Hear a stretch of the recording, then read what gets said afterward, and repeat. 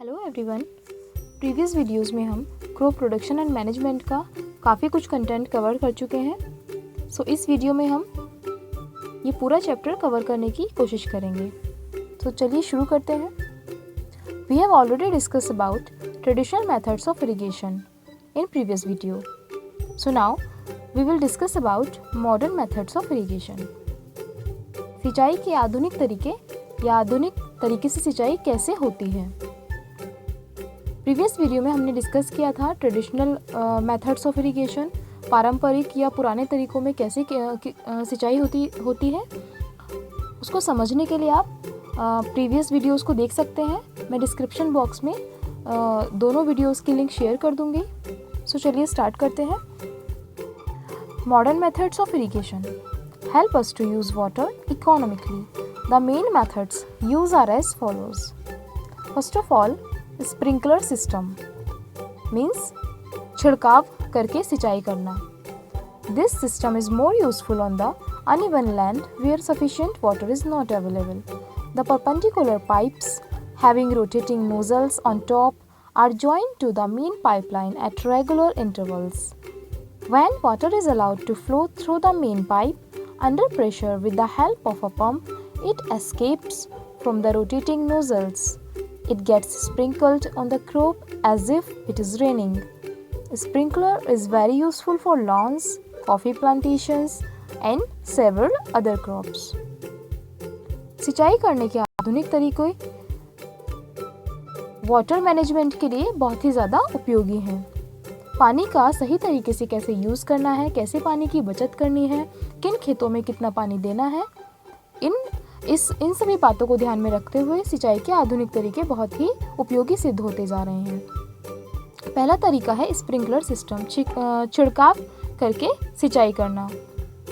इस सिस्टम में सबसे ज़्यादा इस सिस्टम का उपयोग अनइवन लैंड्स पर यानी ऊंची नीची भूमि या जहाँ के खेत या जहाँ का क्षेत्र ऊंचा नीचा यानी कि अनइवन है वहाँ प्रयोग किया जाता है।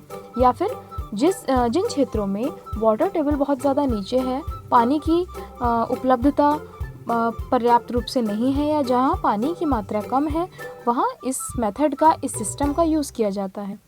इस सिस्टम में पंप के साथ में इस तरीके से नोज़ल लगी होती है। ये नोज़ल घूमती है और इसमें सीधे एक पाइपलाइन लगी होती है। It is called main pipeline.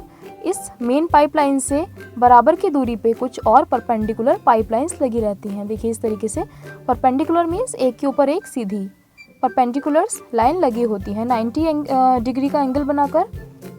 Pump की सहायता से पूरे फोर्स के साथ ज़मीन में से पानी निकाला जाता है। अंडरग्राउंड वाटर का यूज़ किया जाता है और वो पानी मेन पाइपलाइन में से होता हुआ, हियर इज़ मेन पाइपलाइन में से होता हुआ इन सभी पाइप में जाता है। और ये जो इसमें बहुत से पाइप लगे हैं, इनकी सहायता से खेतों में, क्यारियों में ये पानी का छिड़काव हो जाता है। इस स्प्रिंकलर सिस्टम से जो सिंचाई होती है वो एक तरीके से जैसे बारिश होती है खेतों में, वैसा ही प्रभाव पौधों पर डालती है। क्योंकि बारिश में भी छिड़काव की जैसे ही सिंचाई होती है या खेतों में पानी आता है, और वैसे ही इस सिस्टम में भी छिड़काव करके ही सिंचाई की जाती है। स्प्रिंकलर सिस्टम की मदद से लॉन्स में, कॉफ़ी के बागानों में या चाय के बागानों में या और भी फसलों को पानी दिया जाता है। इस सिस्टम की सबसे अच्छी बात यह है, इम्पॉर्टेंट बात यह है कि इस सिस्टम में पानी की बचत होती है और पूरे खेत में अच्छी तरीके से सिंचाई की जा सकती है। नेक्स्ट सिस्टम है drip system. Drip system means, drip मतलब बूंद बूंद करके, ऐसी व्यवस्था जिसमें बूंद बूंद से सिंचाई की जाए या बूंदों के माध्यम से सिंचाई की जाए। In this system, the water falls drop by drop directly near the roots, so it is called drip system. It is the best technique for watering fruit plants, gardens and trees. Water is not wasted at all. It is a boon in regions where availability of water is poor. Drip system में पानी के द्वारा सिंचाई ऐसे की जाती है कि सीधे पौधों की जड़ों तक बूंद बूंद करके पानी पहुँचे, इसीलिए इसको ड्रिप सिस्टम कहा जाता है। ड्रिप मीन्स बूंद बूंद करके पौधों की जड़ों तक पानी पहुंचाना।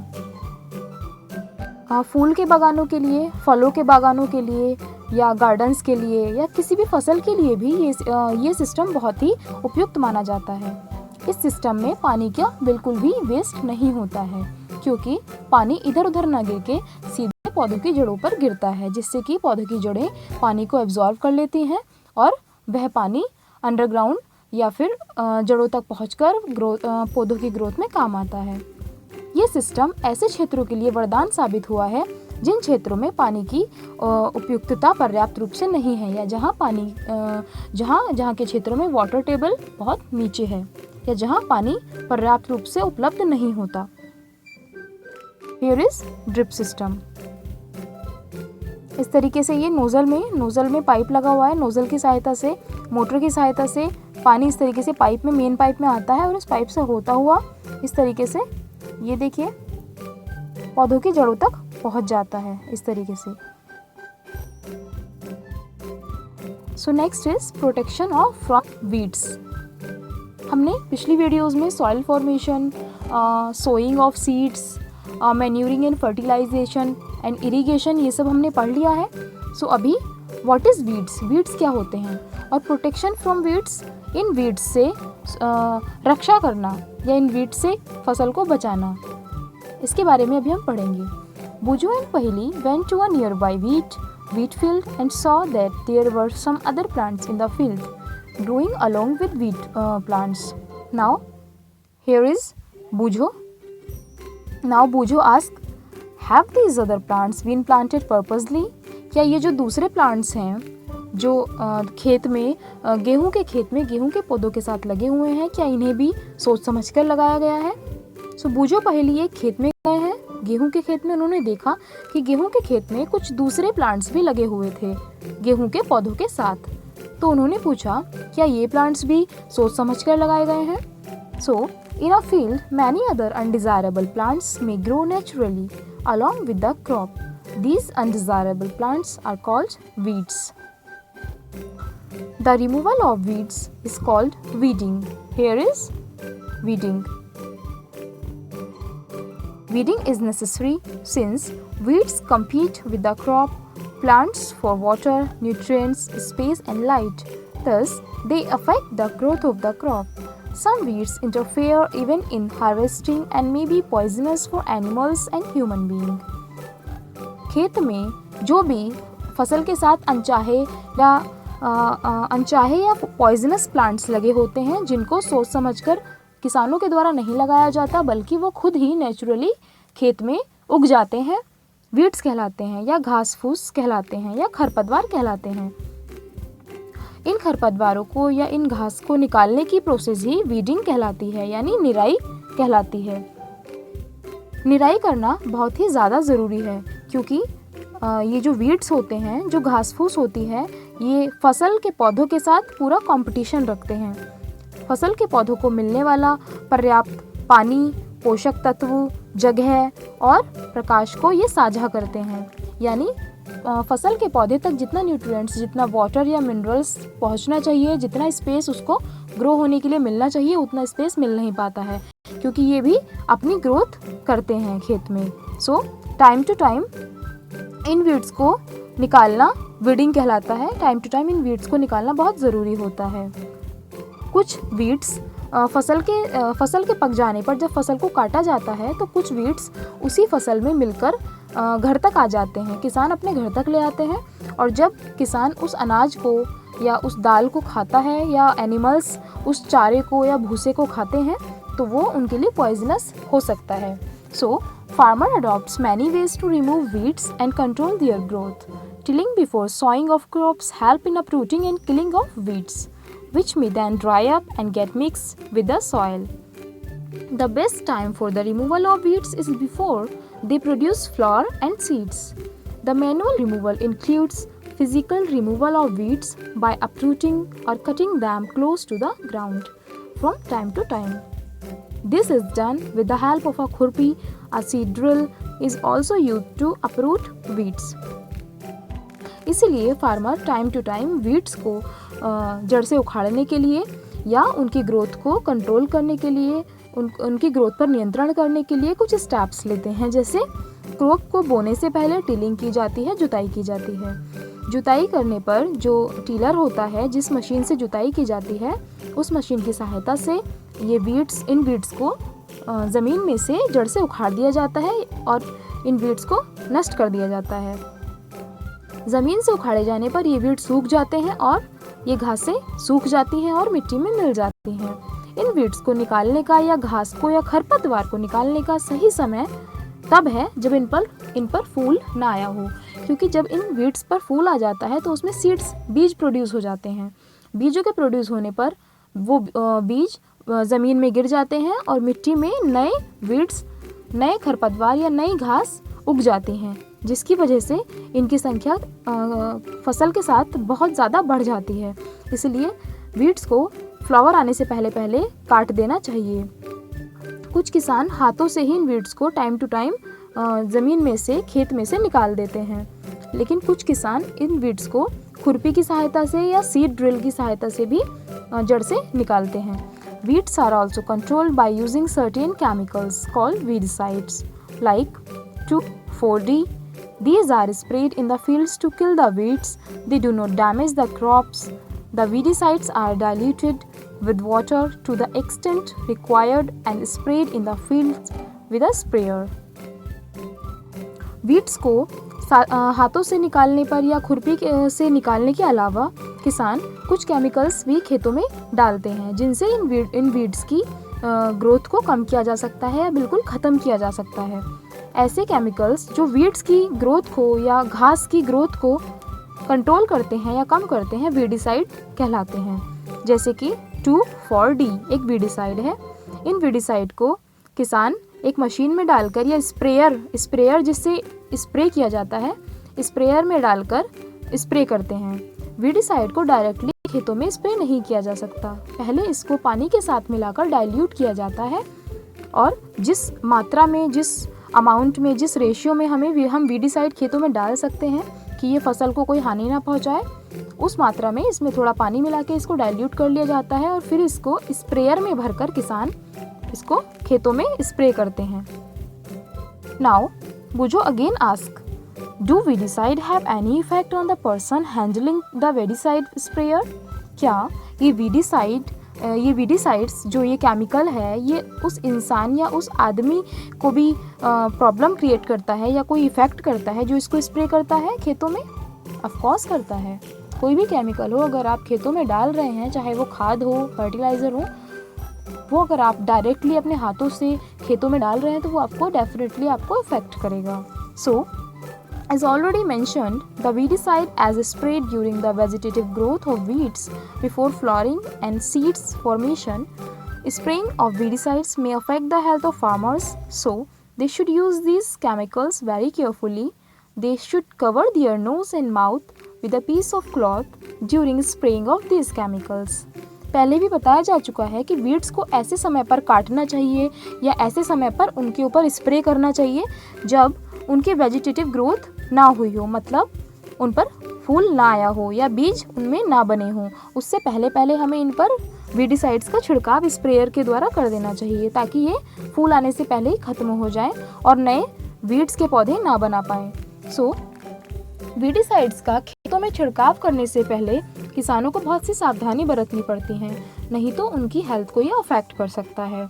किसानों को इन वीडिसाइड्स को बहुत सावधानी से छिड़काव करना चाहिए। इनको छिड़काव करते समय मुंह को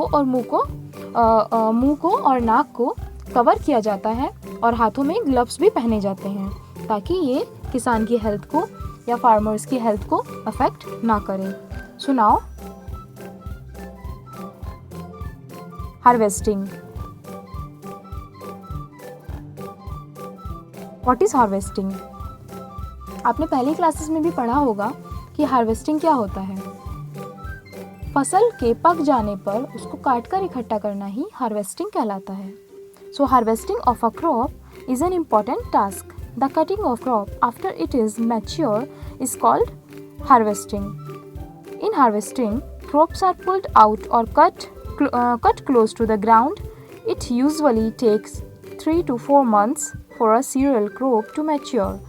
Harvesting in our country is either done manually by sickle or by a machine called harvester. In the harvested crop, the grain seeds need to be separated from the chaff. This process is called threshing. This is carried out with the help of a machine called combine, which is in fact a harvester as well as thresher. So, सबसे पहले तो जो भी हमने अब तक step लिए हैं एक क्रॉप के प्रोडक्शन में, वो सब भी बहुत इम्पॉर्टेंट है, लेकिन जब फसल पककर खेतों में तैयार हो जाती है तो उसको सही प्रकार से सावधानी के साथ काटना और उसका स्टोरेज करना बहुत ज़्यादा इम्पॉर्टेंट टास्क होता है. सो हम यहाँ बात करेंगे हार्वेस्टिंग की. सो फसल के पक जाने पर उसको काटकर इकट्ठा कर लिया जाना हार्वेस्टिंग कहलाता है. हार्वेस्टिंग में क्रॉप्स को उसकी जड़ों के पास से काटा जाता है और हार्वेस्टिंग यानी कि फसल के पकने में लगभग 3 से 4 महीने लगते हैं. कोई भी अनाज की फसल पकने में लगभग 3 से 4 महीने लगते हैं. हमारे देश में फसल को हाथों से दराती के द्वारा या फिर बड़ी बड़ी मशीनों से काटा जाता है. अगर किसी किसान के पास खेत कम है तो वो बहुत ज़्यादा गरीब है, वो मशीन को अफोर्ड नहीं कर पा रहे हैं, तो वो हाथों से दराती के साथ बहुत से मज़दूरों के साथ काट लेते हैं. नहीं तो बड़े बड़े खेतों में हार्वेस्टर का यूज़ किया जाता है. इस मशीन के द्वारा आसानी से और कम समय में फसल को काटा जाता है. काटी हुई फसल को सबसे ज़्यादा ज़रूरी है उसके बीजों को शैफ से यानी कि भूसे से अलग करना. भूसे से बीजों को अलग करना या अनाज के दानों को अलग करना थ्रेशिंग कहलाता है. This is carried out with the help of a machine called combine, which is in fact as harvester. Threshing जो है वो कंबाइन एक मशीन है, हार्वेस्टर होता है जो फसल को काटता है. उसके बाद काटी हुई फसल में से भूसा अलग करना और अनाज को अलग करना भी एक इम्पॉर्टेंट टास्क होता है, जिसको कंबाइन मशीन है, कंबाइन की सहायता से अलग किया जाता है. कंबाइन भी एक ऐसे ही हार्वेस्टर के ही जैसा होता है. सो नाउ पहली got the answer. After harvesting sometimes stubs are left in the field which are burnt by farmers. Paheli is worried. She knows that it causes pollution. It may also catch fire and damage the crops lying in the field. पहेली कहती है कि फसल को काटने के बाद कभी कभी खेतों में कुछ स्टब्स बचे रह जाते हैं. स्टब्स मीन्स पेड़ पौधों के अवशेष. आपने देखा होगा जब हम गेहूं की कटाई करते हैं तो गेहूं के पौधों की जो जड़ें होती हैं वो खेतों में ही रह जाती हैं, जो बहुत ही नुकीली होती हैं. अगर आप उस खेत में चलेंगे तो वो आपके पैरों में भी लग जाती हैं, चुभती हैं. तो इन स्टब्स का, इन अवशेषों का क्या किया जाता है? मोस्टली फार्मर्स इन अवशेषों को जला देते हैं. सो पहले इस बात को लेकर बहुत चिंता में हैं कि जब फार्मर्स उनको जलाते हैं तो बहुत धुआं उठता है, जिसकी वजह से पॉल्यूशन होता है. और पॉल्यूशन के साथ साथ कभी कभी जब उनको जलाया जाता है तो जो आग जलती है, जो आग होती है उस खेत में, वो आसपास के खेतों में पड़ी हुई फसल तक भी पहुंच जाती है. जिससे कि दूसरों के खेतों की फसल भी डैमेज हो जाती है. तो जो अवशेष होते हैं, जो स्टब्स होते हैं, उनको जलाना बहुत ही हानिकारक होता है. Farmer with small holdings of land do the separation of grain and chaff by winnowing. You have already studied this in class 6. अभी मैंने बताया था कि जिन फार्मर्स के पास खेत कम होते हैं या जिनकी फसलें कम होती हैं, तो वो क्या करते हैं, बड़ी मशीन ना मंगवा कर अपने आप ही मैन्युअली सब काम करने लग जाते हैं. तो ऐसे ही फसल को या अनाज को भूसे में से विनोइंग के द्वारा भी अलग किया जाता है. विनोइंग मशीन, ये here is a winnowing machine. और घरों में आपने देखा होगा कि जो महिलाएं होती हैं, जो लेडीज़ होती हैं, पुराने टाइम में किया करती थी, अब भी कुछ लोग करते हैं कि जो छाछ होते हैं, छाछ को ऐसे खड़ा करके थोड़ा ऊंचाई पे, और उसमें जो अनाज लेकर उसमें अनाज को ऐसे हिलाती हैं छाछ को, जिससे कि जो भूसा होता है वो आगे जाके गिर जाता है हवा में उड़कर. जो हल्की अशुद्धियाँ होती हैं अनाज में, जो भी भूसा होता है हल्का, वो हवा के साथ उड़कर आगे गिर जाता है, और छाछ में जो आपकी विनोइंग होती है उसमें छाछ में वो अनाज रह जाता है. So it is called winnowing. So here is harvesting festival. What is harvesting festival? After 3 or 4 months of hard work, there comes the day of the harvest, the sight of the golden fields of a standing crop, laden with grains, fills the heart of the farmers with joy and a sense of well-being. The efforts of the past season have borne fruit, and it's time to relax and enjoy a little. The period of harvest is thus of great joy and happiness in all parts of India. Men and women celebrate it with great enthusiasm. Special festival associated with the harvest season are Pongal, Baisakhi, Holi, Diwali, Nabanya and Bihu. 3-4 महीने मेहनत करने के बाद वो दिन आता है जब फसल कटना शुरू होती है।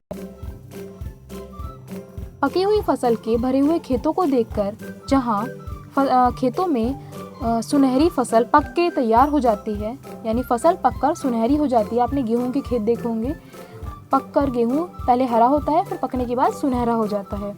तो वो अनाज से लदे हुए पेड़ों को देखकर किसान के मन में बहुत ही खुशी होती है। किसान खुशी से झूम उठते हैं। उनके मन में एक भावना आती है कि अब सब अच्छा होगा, और जो पिछले समय में पास्ट के टाइम में उन्होंने जो मेहनत किया है, अब वो मेहनत रंग लाई है। नाउ अब आराम करने का और थोड़ा मनोरंजन का समय आ गया है। इस टाइम को वो बहुत ही अच्छी तरीके से, बहुत ही खुशी के साथ, हर्षोल्लास के साथ मनाते हैं। भारत के विभिन्न भागों में फसल के पकने के बाद जब उसकी कटाई हो जाती है, तो उससे रिलेटेड कुछ फेस्टिवल्स मनाए जाते हैं, जिसके माध्यम से किसान अपनी खुशी व्यक्त करते हैं। और ये सभी फेस्टिवल बहुत ही उत्साह के साथ मनाए जाते हैं, जैसे कि पोंगल तमिलनाडु में मनाया जाता है, बैसाखी पंजाब में मनाई जाती है, होली दिवाली तो I think all around India में मनाई जाती है, नबानिया वेस्ट बंगाल में मनाया जाता है, और बिहू असम में। मोस्टली सभी फेस्टिवल अनाज पकने के बाद मनाए जाने वाले फेस्टिवल हैं। नाउ सबसे ज़्यादा इम्पोर्टेंट पार्ट है storage. How can we store our grain properly for a long time. अनाज के पकने के बाद, कटने के बाद सबसे महत्वपूर्ण जो स्टेप है, सबसे इम्पॉर्टेंट स्टेप है, उसका स्टोरेज कैसे करना है। क्योंकि अगर आप स्टोरेज सही से नहीं कर पाएंगे, तो जो आपकी पीछे की मेहनत आपने की है पूरी क्रॉप प्रोडक्शन में, वो सब खराब हो जाएगी। Storage of produce is an important task. If the harvested grains are to be kept for longer time, they should be safe from moisture, insects, rats and microorganisms. Harvested grains have more moisture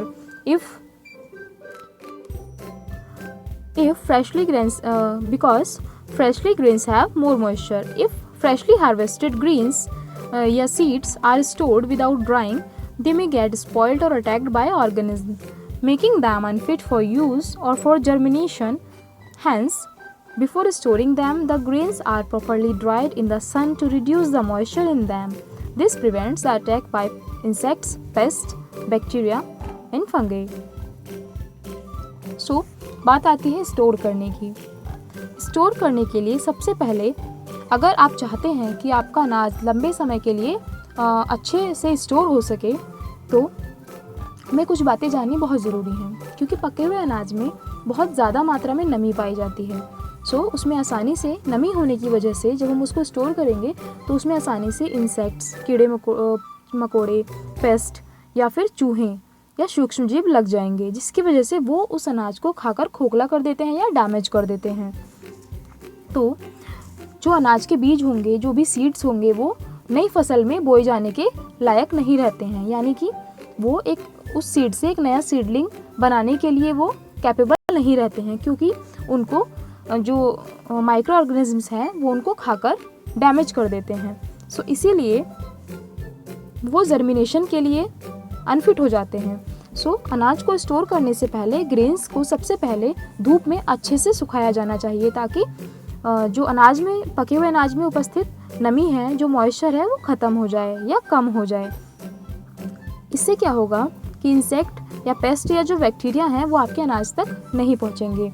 दूसरी चीज़ है, आप store करते समय नीम की पत्तियां भी उसमें डाल सकते हैं, या फिर बड़े बड़े स्टोरेज में जो बड़े बड़े स्टोर होते हैं ग्रेन्स के, जिनको सिलोज भी कहा जाता है या ग्रेनरीज कहा जाता है, वहाँ अनाज को सुरक्षित रखने के लिए कुछ लोग ड्रम का भी यूज़ करते हैं। लोहे से बने हुए ड्रम होते हैं। कुछ लोग जो सैक होते हैं जूट से बने हुए उसका भी यूज़ करते हैं। तो सिलोज़ में या ग्रेनरीज में बड़ी भारी मात्रा में अनाज होता है, तो उसको प्रोटेक्शन देने के लिए उसमें कुछ केमिकल्स रखे जाते हैं, कुछ दवाइयाँ रखी जाती हैं जो इंसेक्ट्स को या पेस्ट को उस ग्रेन्स तक पहुंचने में रोकती हैं। सो स्टोरेज करना बहुत ही ज़्यादा ज़रूरी है। कैसे स्टोर करें अनाज को? सो अभी आपको बताया कि आप नीम की पत्तियाँ रख सकते हैं, उनको थोड़ा सुखाकर रख सकते हैं और अनाज को धूप में सुखाकर भी रख सकते हैं, तो भी आपका अनाज अच्छे से स्टोर लंबे समय तक रह सकता है। सो फ्रेंड्स, ये चैप्टर यहीं एंड होता है। अगर आपको वीडियो अच्छी लगी हो तो वीडियो को लाइक करें, मेरे चैनल को सब्सक्राइब करें और जितना हो सके वीडियो को शेयर करें। चैप्टर 2 नेक्स्ट वीडियो के साथ नेक्स्ट सेशन में जल्दी ही मिलते हैं। Thank you.